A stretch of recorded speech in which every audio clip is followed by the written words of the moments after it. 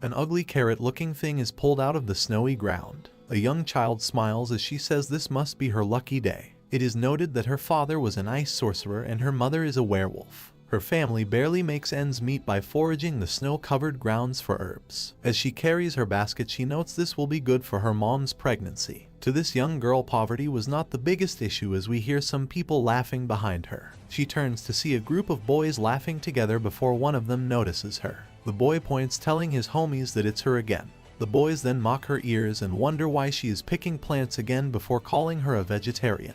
She notes that these guys are pure-blood werewolves and like many others love to pick on her. They yell, telling her to scram as something is hurled at her head. She notes these people hold nothing but contempt for her as blood starts to drip. One of them tells her that she should respond when a werewolf is talking to her, as he then calls her a mongrel. She rubs her face as she notes people's disdain for her sting more than the harsh winds of the north. She wonders if it's really that wrong to be half-blooded as footsteps approach her. A foot stomps the ground as the boy asks her why she is not responding, as she internally says oh no. She starts picking the plants as she notes these were for her mother. The boy reaches out and asks if her legs have given out due to fear. The young girl covers herself and shouts as something flashes from her hand. A slice occurs on the boy's face as he wonders what was that. The girl, now carrying an icicle, wonders if this is ice magic. The boy cracks his finger, saying she never learns, and says how dare she attack him. She points at him, telling him to not come near her and that if he does she'll use the icicle. The brat scoffs with a smile as his friends talk about what she just did. They then yell, telling her ice magic is not special here in the north, so what is she gonna do?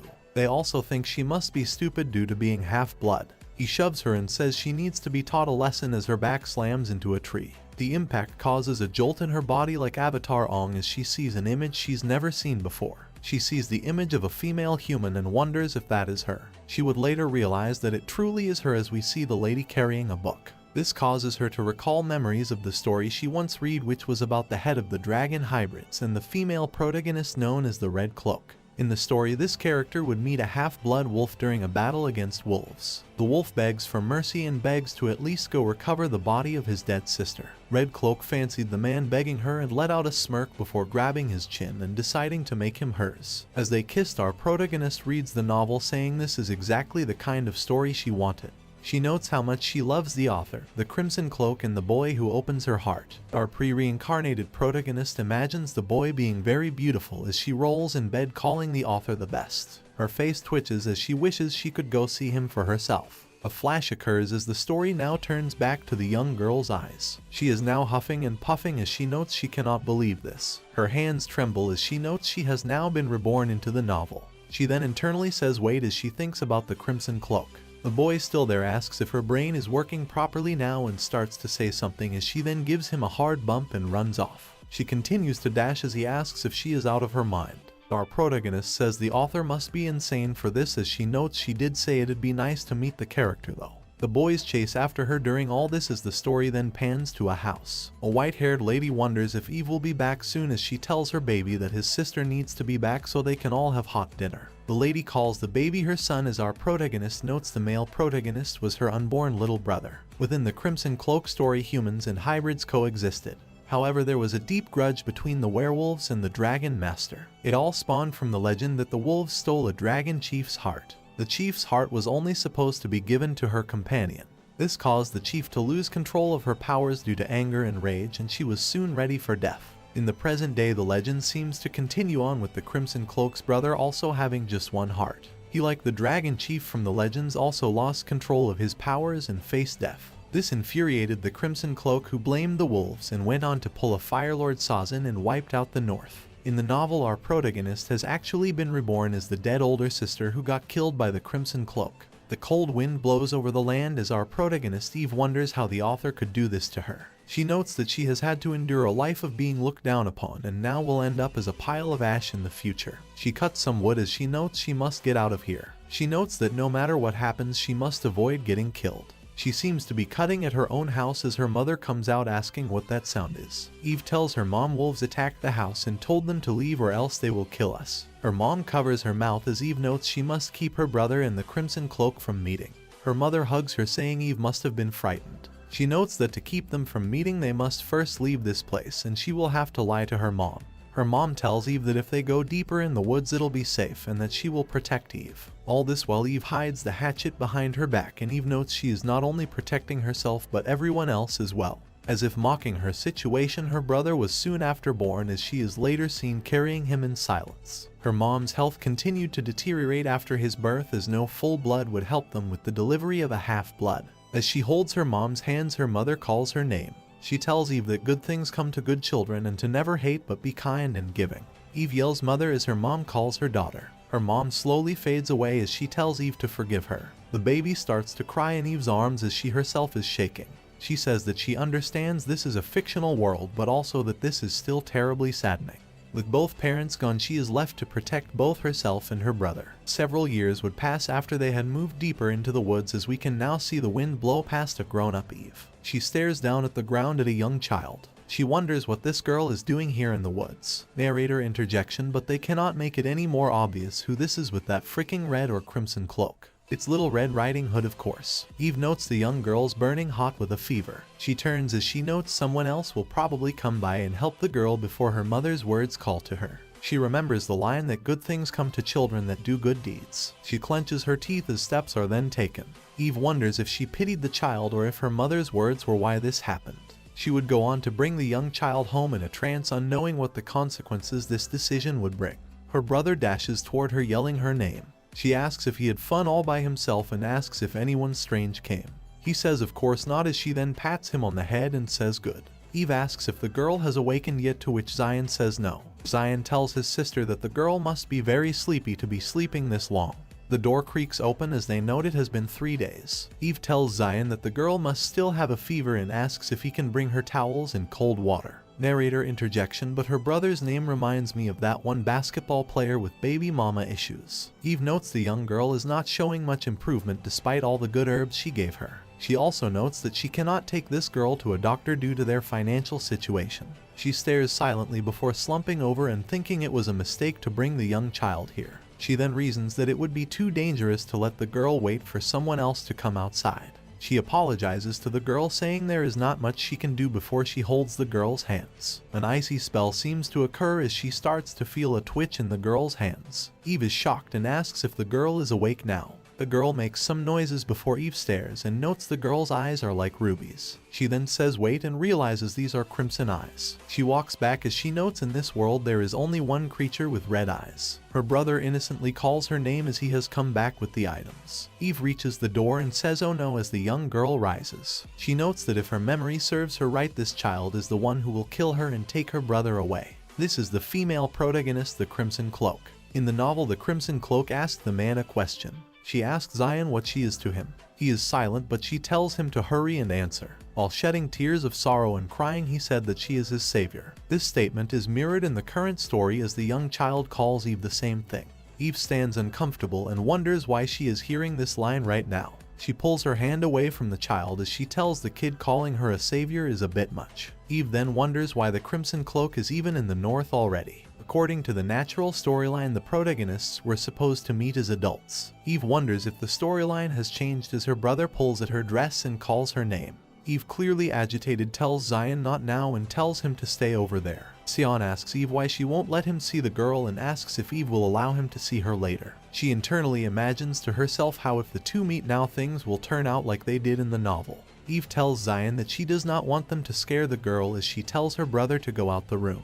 He tearfully agrees to this. As he glumly leaves the room, the child calls Eve Miss Savior. She tells Eve that this is overdue but thanks Eve very much for saving her. Eve tells her not at all and that she did what anyone else would have. Eve says she was worried but is now glad the child looks well. Eve notes to herself it may be due to the Crimson Cloak being a child, but she does not look dangerous at all right now. Eve notes that as long as she sends the kid back and keeps her from meeting Zion, the plan should still work. Eve notes that she does have a plan to survive in this crazy novel, and it involves buying a noble title even if it sounds impossible. Eve was hoping to take her brother to the human realm, but brokers only help pure-blood wolves that are well-known enter that world. She notes that her and her brother won't get the chance since they are poor commoners who do not even have a surname. However, as with any world, anything is possible with a lot of money, so her grand plan involves purchasing a noble title and taking her brother to the human realm with her. She notes that she has memorized the herbal medicine book her father gave her from front to back and has started selling valuable herbs to make money. She notes that she does not know how jumbled up the storyline is right now, but if she can return the Crimson Cloak home safely,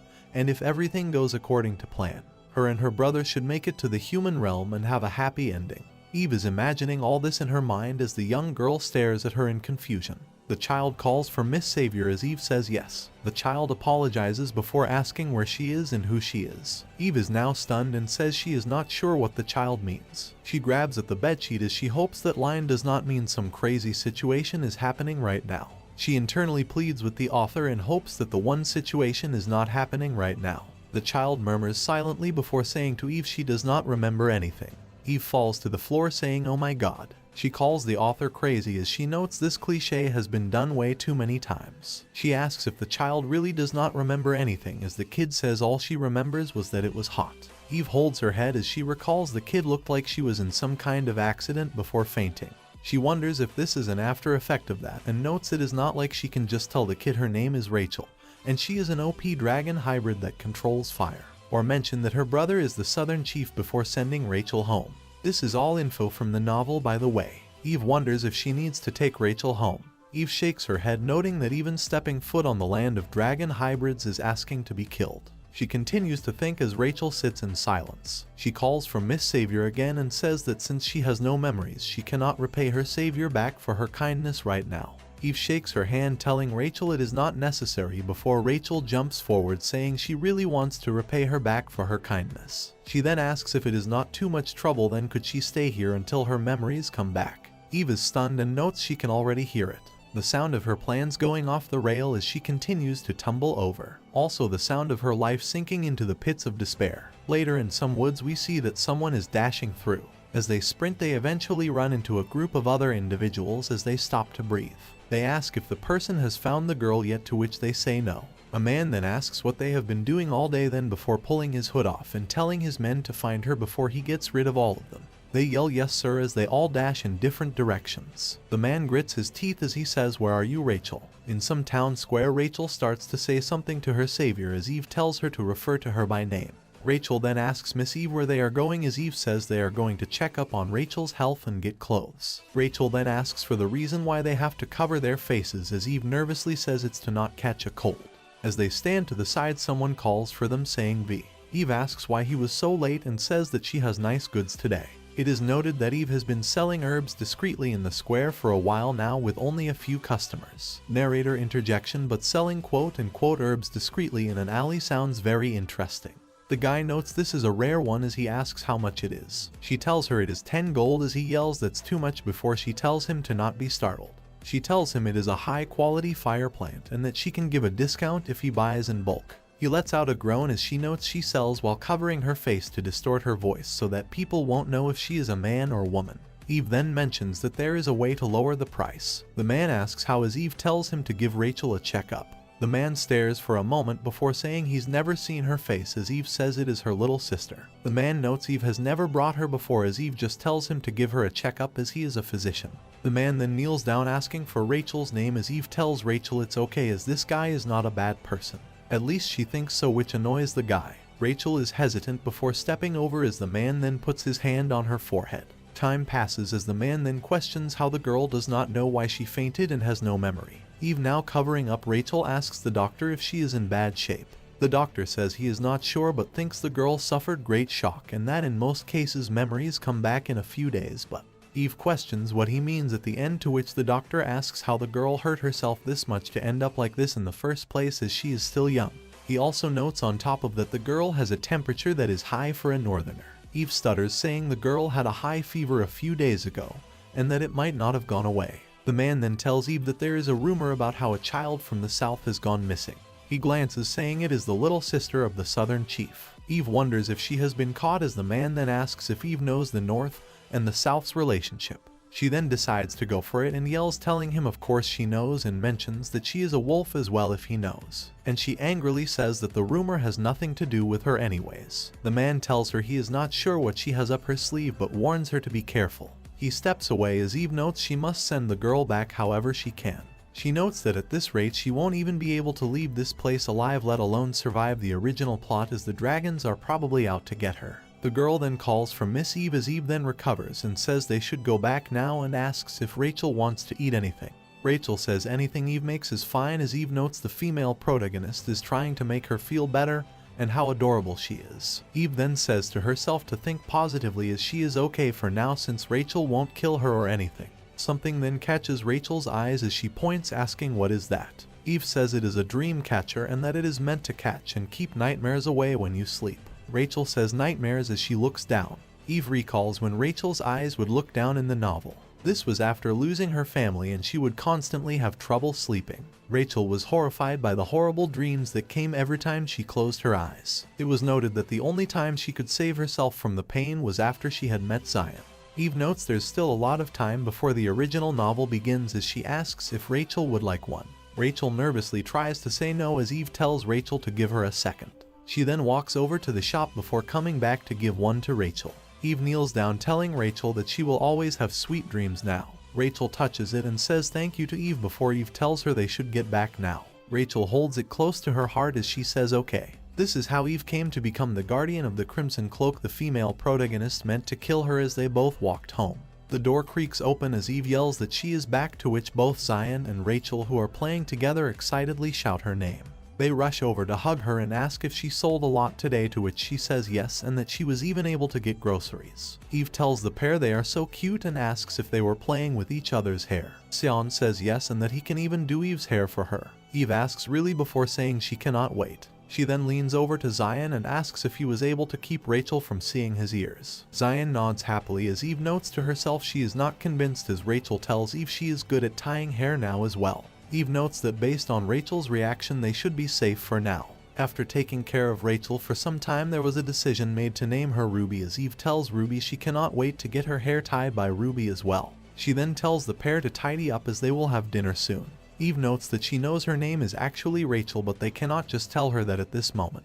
She tells the two kids she is glad they are getting along, as Eve notes Ruby is the perfect name for someone with her eyes. Eve then yells let's eat, as the food can be seen on the table before Rachel tells them to enjoy. Rachel then asks for Eve's hand as Eve obliges, with Zion staring on. Zion then asks Eve why Ruby will only eat cold food and why Eve holds her hand.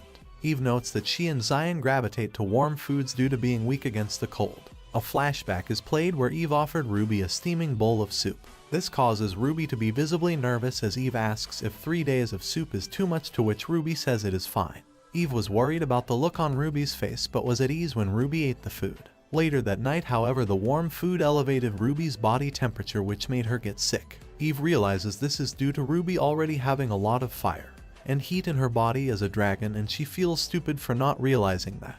Eve notes this is the only thing she can do for Ruby as she activates an ice spell. Ruby stares at it before slowly drifting off to sleep. Ruby would soon recover after this. At the present, Eve tells Zion that Ruby eats cold food due to her fever still being high. She then pats Ruby's head and tells her to eat lots. Zion gets jealous and asks what about him, to which Eve pats him as well, saying he should make sure to eat as well. Now the three eat their meal harmoniously, as Eve then wonders how she is supposed to eat now. The next day we see Sion laying in bed in deep sleep. Eve puts a robe on as Ruby calls for Eve. She asks if Eve is going to the market again, to which Eve asks why she is up early and that she will be back soon. Ruby tells Eve to not go and stay here and sleep more. Eve tells Ruby she has to go so she can make money. She tells Ruby she needs to make lots of money, as Ruby asks why. Eve wants to say so that she can escape from the Crimson Cloak, who will murder her, but ends up saying to move to a nicer place. Ruby questions this before saying since that's the case, and starts to pick through her clothes, and then presents a ring and says she found it in the woods. Eve questions the fact that Ruby went into the woods, as Ruby apologizes and notes she knows Eve told her not to go there.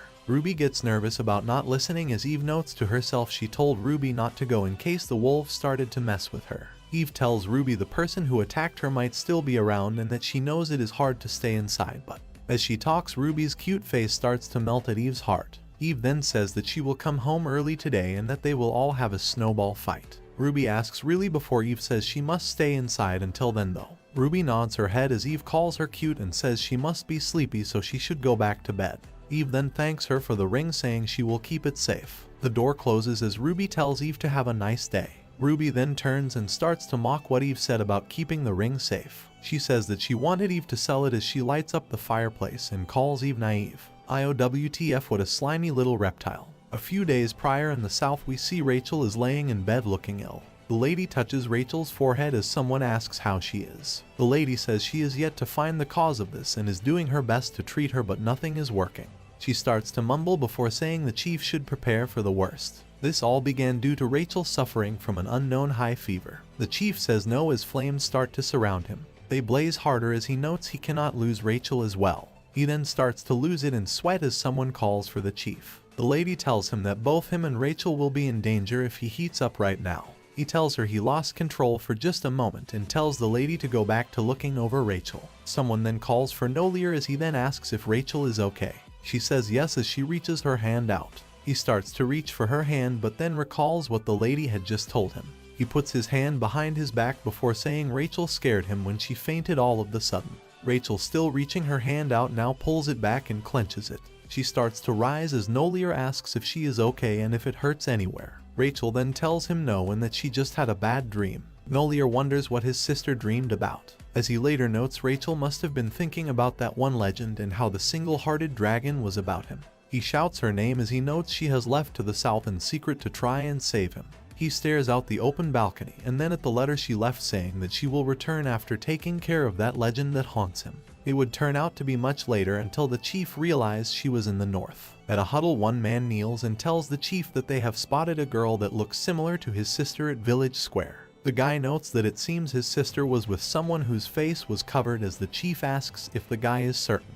The guy says yes and that he saw the person buy his sister a dream catcher. The chief then scoffs, saying they are trying to sweet talk his sister with a dream catcher, noting how fearless they must be. He turns and says that he will go see for himself. As he steps away, he wonders how dare this person take his sister away, and notes that wolf must be an arrogant B-word. Eve rubs her ear, wondering why it is itchy and if someone is bad-mouthing her. She notes the kids must be waiting and that she must hurry back before someone calls to her. The man tells her he is in a hurry and asks if she has the good stuff. She stares, wondering where this hobo came from. She notes she may be broke but still stands on one principle, which is to never engage in illegal dealings. She tells him no and ushers him to go away. She notes she always avoids selling to beggars as they always ask for certain things, as the guy says he was sure he heard it was around here. She also notes another reason is that they don't think clearly. The man points, saying the ring she has looks pricey, and tells her to sell it to him since it does not suit her. She notes this is a good example of what she said, as she is clearly mad at what the guy is saying. The man asks why she isn't telling him a price, to which she says 50 million gold, as the guy tells her this is ridiculous. He then asks if she is looking down on him. He then acts like a boomer and shouts about how back in his day, as Eve notes this is why she does not deal with them. She notes that this will make him come to his senses as she activates an ice spell that heads towards him. It hits his head as the man shouts before slumping over. Eve notes this is just her luck and decides to go see Zion and Rahul to get this sight out of her mind. As she walks, she turns to let him know that even if he had the money, she would not have sold this ring, as it is very precious to her. At night, Eve walks, noting that she must give this ring back to Rachel. Despite Rachel saying she found it, there is no way something like this was in the woods. Eve then notes the dragon is taking longer than she thought and notes she is scared but also thinks she'll be fine if she hides the fact that she is a half-breed. She notes the chief is supposed to love his sister dearly and she thought he'd be here sooner. She then realizes it might not be that easy considering how deep in the woods she hides and how she tells the kids to not come out. She then says hold on, and she starts to wonder if this all makes it look like she is a kidnapper. A rustle can be heard behind her as she wonders what that sound is. She wonders if someone is following her. She notes that if someone followed her this deep in the woods, she needs to be careful. She pulls out an apple and freezes it before saying she knows they are there and that they should come out now. Zion says the righteous wolf appears as he plays with his toys and Rachel sits at the table. Zion shivers as it is cold, which Rachel sees and notes that he must be sensitive to the cold.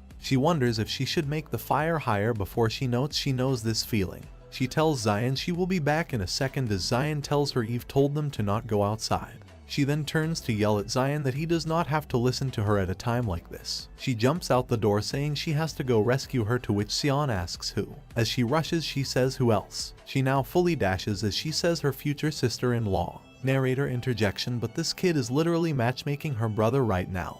Eve stands alone wondering who is following her as she wonders if the brother is finally here. She then notes it couldn't be, as a dragon hybrid would just stand before her, and then wonders if it could be something else. She then wonders if the physician actually ratted her out. Rustles can be heard as it startles her, as she then clutches the apple and says, "There you are." She whirls it at the person and notes this is a bullseye. Silence ensues as she notes she did not hear anyone collapsing. She then yells, saying that unless they are a creep they should show themselves now. Silence again as Eve then notes there was no way the person is coming out that easy. She then flinches as we see many red eyes behind her. She notes that she knew there would be more than one, but this is way too many. She notes there is no way she can handle them all, as she then notices fire. She stares around her as fire fills up the forest, as she then recalls this is like when Rachel lit up the forest and killed off all the wolves, including herself, in the original story. She nervously clenches her apple as someone asks her if she is going to attack with a single apple. A man then steps forward asking where she is. It is the chief who asks where his sister is, as the flares completely surround Eve. The fire continues to burn as Eve tells him he has got it all wrong. She notes she can barely breathe, let alone speak properly. The chief steps forward asking if she has gone mute, as she breathes heavily and says she did not do anything wrong. He tells her to not try and trick him, as he is not merciful enough to listen to her nonsense. She notes that he seems certain she is a kidnapper, as she notes how unfair this is. She says when a person speaks you should listen to the end, as she grabs his arm and he stands in shock. He stares at her for a moment before pulling his hand backwards. They both are stunned as the ice and fire seem to mix around them before no flames remain. The other dragons all cough as the chief asks, "What are you?" Eve, completely exhausted, tries to talk about his sister, but cannot, as he asks what. She then pats his shoulder and tells him she kept her safe. She tells him 1,000,000,000 gold would not be enough to get her, as she wobbles over. She calls him a non-monetizable word, as we see he has caught her as she fainted. He yells "Miss" as Rachel yells for Eve from behind. The chief turns in shock as he yells Rachel's name, and she yells that he better not be hurting Eve and calls him a jerk. The winter wind blows outside as rattles can be heard in the vents. Eve blinks as she notices she is home and wonders if it was all a dream. She can recall Rachel shouting at her and wonders what she said. We do get to see for ourselves exactly what was said. Eve then springs up in bed and remembers the crazy dragon hybrid and notes this was not a dream. She is then suddenly hugged by both children who shout her name. She tells the two they startled her and ask if they were next to her the whole time. The two ask if Eve is okay and if she is hurt anywhere. She tells them both she is fine and thanks them for worrying about her. Zion says he was scared because he thought she was dead. Rachel sniffles as tells him he was not the only one scared. Eve then notes that the two are acting as though she died. She then embraces them, telling them not to cry as she is fine now. She notes how nice it is for them to worry about her like this. Zion then tells Eve that the man went out for a bit but will be back. Eve then asks what man, as she notes to herself he must mean the Crimson Cloak's brother. She then recalls when she grabbed his wrist it felt like he was absorbing all her energy. She then realizes something as she then touches her head and back. She says thank goodness, as she notes she may have never woken up if the chief knew who she was. Just then he comes in saying this door opens way too easily. He starts to speak as Eve notes they made eye contact, and in that moment only one thought came into her mind. It was the fact that he is freaking handsome, and she imagines him telling her he was worried she wouldn't wake up. She stares right now as she notes she was not able to get a good look at him last night, and notes he is gorgeous. He then asks her if there is something on his face as clears her throat and says no. She tells him to have a seat here as a cup is placed down and filled with ice to the brim. The children grab at Eve as the whole table is completely awkward. The chief then tells them his name is Nolia Raymir, and that there are many things he'd like to ask her. He tells her before he does he'd like to apologize for what happened in the woods, and Eve tells him there is no need. She notes he is much more courteous than she expected and that he must still not know she is a wolf hybrid. She then glances at her brother as she notes she does kind of get why he attacked her. She grabs Zion, noting that if someone kidnapped him she would have been upset as well. She then clenches her fist, noting he did go overboard though, as she had almost died. She glances, noting she'll make sure he gives plenty of compensation before backtracking and saying maybe it wouldn't hurt to give him a break. He turns and asks if she is unwell as she clears her throat again, saying she is fine, noting to herself that her mind wandered off again for a second.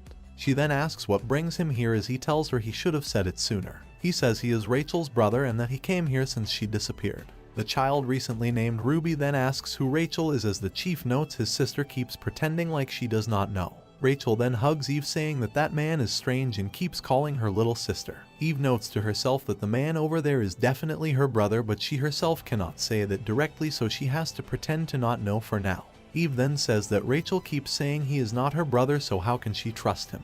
He tells Eve he is not lying as he then asks for Rachel's hands. Eve tells her it will be fine and asks if Ruby can do as he says. She reaches out as both their hands generate fire, and the chief says this is proof. Ruby then jumps back and shouts. She then hugs Eve saying she was scared as fire was in her hand as Eve tells her it is fine and that she is holding her now. Zion then calls for Eve as Eve tells him he must be scared so she will explain. She then tries to explain before noting this will be hard since Zion has never seen any fire like this. Rachel then tells Eve that she is scared as Eve continues to tell her it is okay. Rachel then tells Zion to hold her hand, which confuses him. Eve notes this should calm Rachel down as the two kids then hold hands. The chief sighs as he wonders what in the world is going on. Eve then asks if Rachel feels better now as she says yes. We see her face and then see that she is smirking to the side. Someone tells Rachel to try and think hard about it and asks why she can't remember. Rachel turns away from her brother as she continues to hug Eve. Her brother then covers his face in annoyance. Eve thinks to herself about how she feels bad making this guy out to be the bad guy as she then tells him not to be upset. She tells him that Rachel seemed to have lost her memories when she found her. Due to his reaction, she would go on to tell Nolier everything that happened. He sits noting that Rachel passed out before gritting his teeth wondering if it was the wolves. Eve notes to herself she is in big trouble if he finds out she is a wolf as well. Nolier then calms down and asks if Eve is alright as she then gets confused. She then thinks he is worried due to what had happened previously. He then notes to her that he never had his fire extinguished like that before and that he is not sure how to take this. Eve notes to herself that in the original novel Nolier had the strongest magic and was someone able to control fire with just one heart due to the power he was born with. This would also mean his magic is very hard to control when he is emotional, and he could lose control at any time. Eve notes that she was able to extinguish the fire that not even Nolier could control, and she wonders if this is due to her being able to control ice magic. She then notes that there are plenty of more competent ice sorcerers than her though. She looks noting that he does not seem to know the reason for all this either. She then asks him if what happened was due to her ice magic and she tells him as he may know there are many wolf hybrids here who can use ice magic. He then turns and asks if that means she is a wolf to which she internally says oops. She says ahum again and says that she was just giving an example. She tells him she is actually before stopping and noting to herself how hard it is to say human. She then says I'm not a before Rachel grabs her and says Eve. Rachel tells Eve to send away the scary man as Eve stares at her and says ha. She tries to tell Rachel he is not a bad person and to look at how similar they both are. Rachel shakes her head and says he is bad as he tried to hurt Eve. She then asks Zion if she is right, to which Zion nods and says he is bad for hurting his sister. They both hug and say to protect Eve as she notes Zion is not helping matters. Rachel says he is big and scary as Zion agrees. She says he has red eyes, to which Zion starts to agree, before noting Ruby's eyes are red as well. She then gives him a death glare, to which he nods in agreement. The chief notes he is not sure what to do as Eve tells him not to worry as Rachel should recover soon. He then notes that even if he pretends to touch her like this before Rachel jumps away hugging Eve saying she will live here. Eve wonders what the heck Rachel is saying as she then tells Rachel she is making things awkward for her brother. She then turns and glares at her brother as Eve then tells Rachel she should not glare at her brother like that. Rachel then shouts saying no and that if she has to go to take Eve with her as well. Eve then tells Rachel she is really sorry and that she is a lovely child but they need to say goodbye here as Rachel needs to go home. Rachel then sniffles before crying as her brother sits silently. Her brother clenches his hand and sits nervously as Eve notes she just rejected Rachel, so Rachel should just say she'll go home now. Nolier then notes to himself that he must say it quickly as he has no choice. He then asks Eve if he can stay here for a while, which stuns Eve and makes her completely silent. She says pardon me. The chief tells her it will not be for long and to just let him stay until Rachel lets her guard down. The devil on Eve's shoulder asks her when she's ever gonna see a guy that's her type again. The devil tells her to just take care of them for a few days and enjoy the eye candy while she's at it. The angel on the other shoulder tells her this is nonsense as if she gets caught she is dead meat. Eve notes to herself it is true that she never gets tired of looking at handsome guys, but if he does find out she is a half-breed though she'll be roasted alive. She starts to say she is sorry, but the chief continues to say he knows it is a lot to ask considering the mistake he made. He then tells her to consider it as a favor for Rachel's sake as well. This strikes Eve's heart as she tells herself to pull it together and not fall for this. She then says ahum again and says she is afraid it won't be possible. He then tells her she will be generously compensated as she repeats the word compensated. She asks if that means he will pay her, to which he says of course. The two young children then stare at a stone-faced Rachel. She tells the children to go into the room. Later outside we see the chief tell Eve to consider the options he offered and to allow him to say it again. He apologizes, saying it is entirely his fault and he'd like to offer his sincere apologies again. She tells him not at all, as she'd have done the same. She notes to herself how all this is unexpected, as she thought he'd be a hot-headed chief. He then asks her not to be rude, but can he hold her hand. She says excuse me, as he tells her he just wants to check something and has no bad intentions. She says sure, as Rachel asks what that guy is still doing here. She then protects Eve from the guy.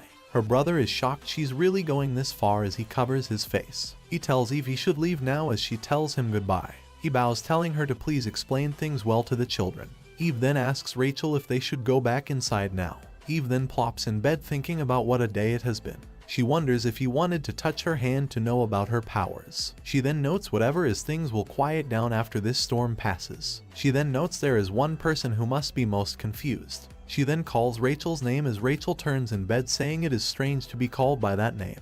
Eve tells her it must be awkward before asking if she was frightened before. She tells Eve she was, as fire was coming out the guy's hands, as Eve says she sees. Eve wonders how she will persuade Rachel to like her brother, as Rachel asks how Eve felt. Eve notes to herself she was terribly scared then as well, but notes it is important to make this guy likable now. She tells Rachel yes, she was scared, but then asks if Rachel thought the guy was handsome. Rachel asks how was he handsome, as Eve says Rachel asks for exact details about what made him handsome, as Eve wonders if Rachel likes talking about these things. Eve tells her he is tall, as Rachel says, and she tells Rachel he has broad shoulders, to which Rachel asks if Eve likes that.